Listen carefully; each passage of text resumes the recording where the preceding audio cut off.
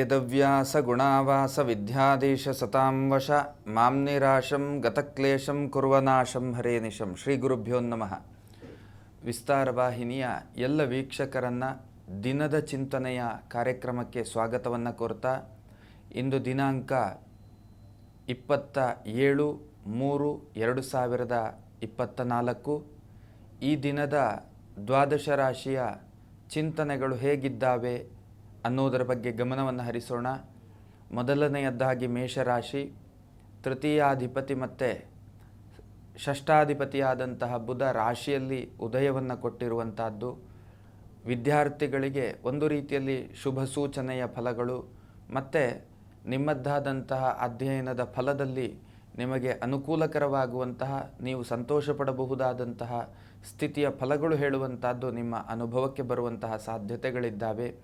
ವೃತ್ತಿ ಕ್ಷೇತ್ರ ಹೇಳುವಂಥದ್ದೇನಿದೆ, ಒಂದು ರೀತಿಯಲ್ಲಿ ಬದುಕಿಗೆ ಪೂರಕವಾದಂತಹ ಸ್ಥಿತಿಯ ಅನುಭವಗಳನ್ನು ನಿಮಗೆ ವೃತ್ತಿ ಜೀವನದಲ್ಲಿ ಪಡೆಯುವಂತಹ ಎಲ್ಲ ರೀತಿಯ ಯೋಗಗಳು ಕೂಡ ಕಂಡು ಬರ್ತಾ ಇದೆ.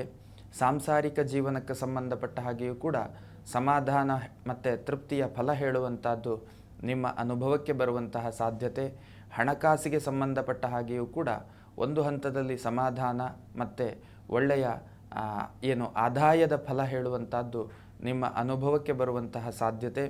ಸಾರ್ವಜನಿಕ ಬದುಕನ್ನು ನಡೆಸುವಂಥವರಿಗೆ ಒಂದು ರೀತಿಯಲ್ಲಿ ಎಲ್ಲಿಯೋ ತನ್ನದ್ದಾದಂಥ ಅಸ್ತಿತ್ವಕ್ಕೆ ಧಕ್ಕೆ ಬಂತು ಹೇಳುವಂತಹ ಒಂದಷ್ಟು ಅನುಭವಗಳಾಗುವಂತಹ ಲಕ್ಷಣಗಳು ಕೂಡ ಕಂಡು ಬರ್ತಾ ಇದ್ದಾವೆ. ಸೊ ಅದರ ಬಗ್ಗೆ ಸ್ವಲ್ಪ ಯೋಚನೆ ಮಾಡಬೇಕು. ಅಂತಂದರೆ ಸಾರ್ವಜನಿಕ ಬದುಕಿನಲ್ಲಿ ಈ ರೀತಿಯ ಪ್ರಸಂಗಗಳಾದಾಗ ಸ್ವಲ್ಪ ಇನ್ನಷ್ಟು ಕಾನ್ಷಿಯಸ್ ಸ್ಟೆಪ್ಗಳನ್ನು ನಾವುಗಳು ಇಡಬೇಕಾದಂತಹ ಅಗತ್ಯತೆ ಮತ್ತು ಅನಿವಾರ್ಯತೆ ಹೇಳುವಂಥದ್ದು ಖಂಡಿತ ಇರ್ತದೆ. ಅದರ ಬಗ್ಗೆ ಗಮನವನ್ನು ಹರಿಸಿ ಕಾನೂನಾತ್ಮಕ ವಿಷಯಗಳಿಗೆ ಸಂಬಂಧಪಟ್ಟ ಹಾಗೆ ಸ್ವಲ್ಪ ಜಾಗರೂಕತೆಯ ಹೆಜ್ಜೆಯನ್ನು ತಾವು ಇಡುವಂಥ ಅವಶ್ಯಕತೆ ಇದೆ.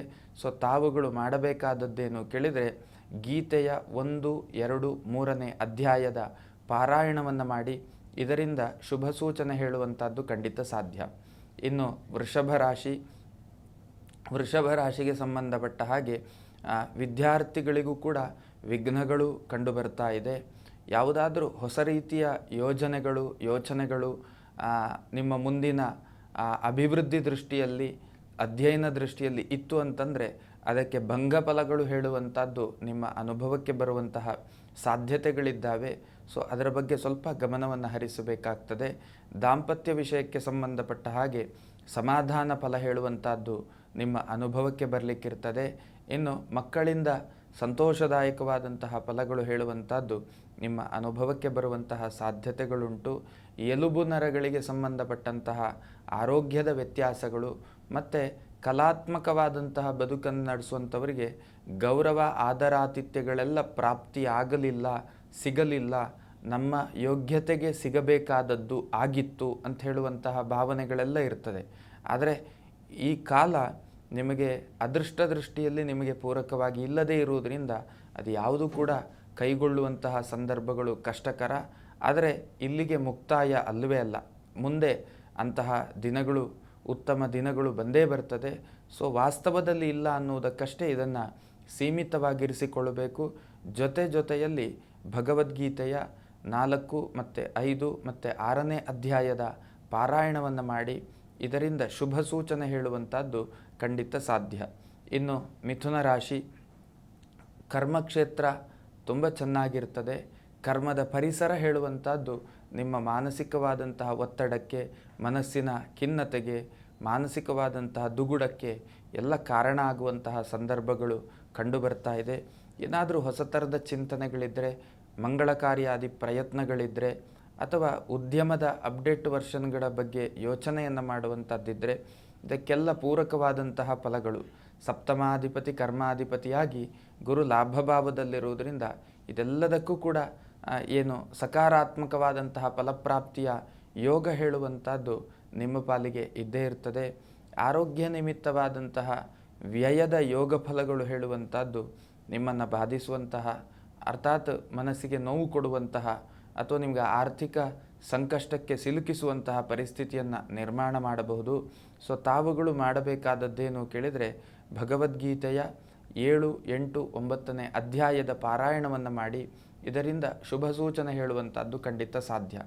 ಇನ್ನು ಕರ್ಕಾಟಕ ರಾಶಿಗೆ ಸಂಬಂಧಪಟ್ಟ ಹಾಗೆ ಅಷ್ಟಮದ ಶನಿ, ಕರ್ಮಭಾವದ ಗುರು, ಕರ್ಮಭಾವದ ಬುಧ ಅಂತಂದರೆ ಒಂದಷ್ಟು ಬುದ್ಧಿಗೆ ಕೆಲಸ ಕೊಡುವಂತಹ ರಾಶಿಯಾಗಿ ತಾವುಗಳು ಇದ್ದೇ ಇರ್ತೀರಿ. ಸಹಜವಾಗಿಯೇ ಬುದ್ಧಿಯ ಮೇಲೆ ಕೆಲಸವನ್ನು ಮಾಡುವಂತಹ ಏನು ವೃತ್ತಿ ನಿಮ್ಮದ್ದು ಆಗಿರುವಂತಹ ಸಂದರ್ಭಗಳು ಅಧಿಕವಾಗಿ ಕಂಡುಬರುತ್ತದೆ.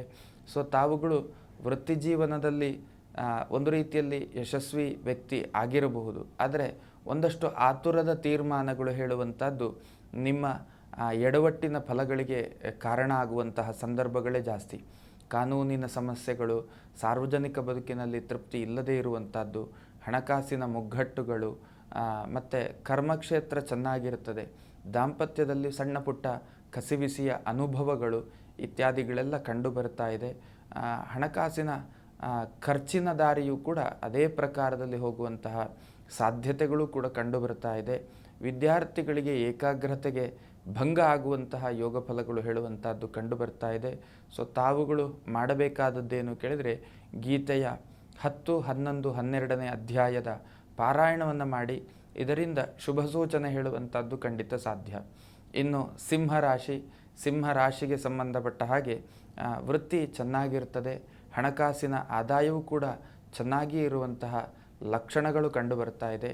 ದಾಂಪತ್ಯ ಜೀವನದಲ್ಲಿಯೂ ಕೂಡ ತೃಪ್ತಿಕರ ಫಲಗಳು, ಮಕ್ಕಳಿಂದ ಸಂತೋಷದಾಯಕವಾದಂತಹ ಫಲಗಳು, ವಿದ್ಯಾರ್ಥಿಗಳಿಗೆ ಶುಭ ಸೂಚನೆ ಹೇಳುವಂತಹ ಫಲಗಳು, ಏನಾದರೂ ಒಳ್ಳೆಯ ಕಾರ್ಯಗಳನ್ನು ಆರಂಭಿಸಿದ್ದಿದ್ದರೆ ಭೂ ಖರೀದಿಯೋ ಅಥವಾ ಗೃಹ ನಿರ್ಮಾಣವೋ ಅಥವಾ ಸಂಸ್ಥೆಯನ್ನು ಕಟ್ಟುವಂತಹ ಕೆಲಸಗಳು ಇತ್ಯಾದಿ ಏನಾದರೂ ಕೆಲಸ ಕಾರ್ಯಗಳನ್ನು ಆರಂಭಿಸಿದ್ದಿದ್ದರೆ ಅದು ಚೆನ್ನಾಗಿ ಮುಂದೆ ಸಾಗುವಂತಹ ಎಲ್ಲ ಯೋಗಗಳು ಕೂಡ ನಿಮ್ಮ ಪಾಲಿಗೆ ಲಭ್ಯ ಇರುವಂಥದ್ದು.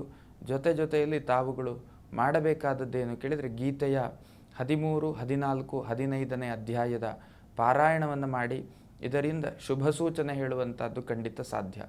ಇನ್ನು ಕನ್ಯಾ ರಾಶಿ ಒಂದು ರೀತಿಯಲ್ಲಿ ಹಣದ ವ್ಯಯಗಳು ಹೇಳುವಂಥದ್ದು, ಹಣಕಾಸಿನ ಖರ್ಚು ಹೇಳುವಂಥದ್ದು ಅಧಿಕವಾಗಿ ನಿಮ್ಮ ಅನುಭವಕ್ಕೆ ಬರುವಂತಹ ಸಾಧ್ಯತೆಗಳಿದ್ದಾವೆ. ವೃತ್ತಿ ಜೀವನ ಇಲ್ಲಿ ಒಂದು ರೀತಿಯಲ್ಲಿ ಸಮಾಧಾನಕರ ಅಂತ ಹೇಳಬಹುದು. ಅಂತಂದರೆ ಬದುಕಿಗೆ ಏನು ಬೇಕು ಅದನ್ನು ದಕ್ಕಿಸಿಕೊಳ್ಳುವಂತಹ ಸ್ಥಿತಿ. ಕೌಟುಂಬಿಕವಾದಂತಹ ಜೀವನದಲ್ಲಿ ತಾವು ಅಂದುಕೊಂಡಂತಹ ಒಂದಷ್ಟು ವಾತಾವರಣ ಹೇಳುವಂಥದ್ದು ನಿಮ್ಮ ಅನುಭವಕ್ಕೆ ಇರುವುದಿಲ್ಲ. ಹಣಕಾಸಿಗೆ ಸಂಬಂಧಪಟ್ಟ ಹಾಗೆಯೂ ಕೂಡ ಹಾಗೆ ತಾವು ಅಂದುಕೊಂಡಂತಹ ಸ್ಥಿತಿಯ ಅನುಭವ ಹೇಳುವಂಥದ್ದು ನಿಮ್ಮ ಪಾಲಿಗಿರುವುದಿಲ್ಲ. ರಕ್ತಕ್ಕೆ ಸಂಬಂಧಪಟ್ಟಂತಹ ಆರೋಗ್ಯದ ಕಾರಣದಿಂದಾಗಿ ಹಣಕಾಸಿನ ವ್ಯಯದ ಅನುಭವಗಳೆಲ್ಲ ಆಗುವಂಥ ಸಾಧ್ಯತೆ. ಮಕ್ಕಳಿಂದ ಅಷ್ಟೊಂದು ತೃಪ್ತಿಯ ಫಲಗಳು ಕಂಡು ಬರ್ತಾ ಇಲ್ಲ. ವಿದ್ಯಾರ್ಥಿಗಳಿಗೂ ಕೂಡ ಹಾಗೆ ವಿಘ್ನಗಳು, ಶುಭ ಸೂಚನೆಗಳು ಇಲ್ಲದೇ ಇರುವಂತಹ ಸ್ಥಿತಿಯ ಫಲ ಹೇಳುವಂಥದ್ದು ಅನುಭವಕ್ಕೆ ಬರುವಂತಹ ಸಾಧ್ಯತೆಗಳುಂಟು. ಸೊ ತಾವುಗಳು ಮಾಡಬೇಕಾದದ್ದೇನು ಕೇಳಿದರೆ ಭಗವದ್ಗೀತೆಯ 16, 17, 18ನೇ ಅಧ್ಯಾಯದ ಪಾರಾಯಣವನ್ನು ಮಾಡಿ, ಇದರಿಂದ ಶುಭ ಸೂಚನೆ ಹೇಳುವಂಥದ್ದು ಖಂಡಿತ ಸಾಧ್ಯ. ಇನ್ನು ತುಲಾರಾಶಿಯವರಿಗೆ ಕರ್ಮಕ್ಷೇತ್ರದಲ್ಲಿ ಸುಧಾರಣೆಯ ಸ್ಥಿತಿಯ ಫಲಗಳು ಹೇಳುವಂಥದ್ದು ಇರ್ತದೆ. ಹಣಕಾಸಿಗೆ ಸಂಬಂಧಪಟ್ಟ ಹಾಗೆಯೂ ಕೂಡ ಚೇತರಿಕೆಯ ಅನುಭವಗಳು, ಸಾಂಸಾರಿಕ ಜೀವನದಲ್ಲಿ ತೃಪ್ತಿಯ ಅನುಭವಗಳಿರ್ತದೆ. ಸಾರ್ವಜನಿಕ ಬದುಕಿನಲ್ಲಿ ತೃಪ್ತಿ ಇರುವುದಿಲ್ಲ. ಕಾನೂನಾತ್ಮಕವಾದಂತಹ ಹೋರಾಟದ ಅನುಭವ ಹೇಳುವಂಥದ್ದು ಇದು ಸರ್ವೇ ಸಾಮಾನ್ಯವಾದಂಥ ಅನುಭವವಾಗಿ ನಿಮ್ಮ ಅನುಭವದಲ್ಲಿ ಇರ್ತದೆ. ಮಕ್ಕಳಿಂದ ಸಂತೋಷದ ಫಲಗಳುಂಟು. ವಿದ್ಯಾರ್ಥಿಗಳಿಗೆ ಶುಭ ಸೂಚನೆಯ ಫಲಗಳು ಹೇಳುವಂಥದ್ದು ಇರ್ತದೆ. ತಾವುಗಳು ಮಾಡಬೇಕಾದದ್ದೇನು ಕೇಳಿದರೆ ಭಗವದ್ಗೀತೆಯ 1, 2, 3ನೇ ಅಧ್ಯಾಯದ ಪಾರಾಯಣವನ್ನು ಮಾಡಿ, ಇದರಿಂದ ಶುಭ ಸೂಚನೆ ಹೇಳುವಂಥದ್ದು ಖಂಡಿತ ಸಾಧ್ಯ. ಇನ್ನು ವೃಶ್ಚಿಕ ರಾಶಿಗೆ ಸಂಬಂಧಪಟ್ಟ ಹಾಗೆ ಕರ್ತವ್ಯ ಕ್ಷೇತ್ರ ಹೇಳುವಂಥದ್ದು ನಿಮ್ಮ ಪಾಲಿಗೆ ಒಂದು ಹಂತದಲ್ಲಿ ಅಭಿವೃದ್ಧಿದಾಯಕವಾದಂತಹ ಸ್ಥಿತಿಯಲ್ಲಿರುವಂಥದ್ದು.